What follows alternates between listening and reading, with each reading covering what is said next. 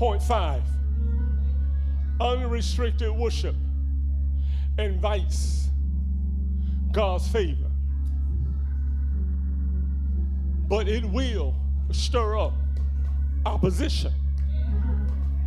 Some of us, because you facing opposition, you have lost track of his favor. The favor of God is going to bring opposition.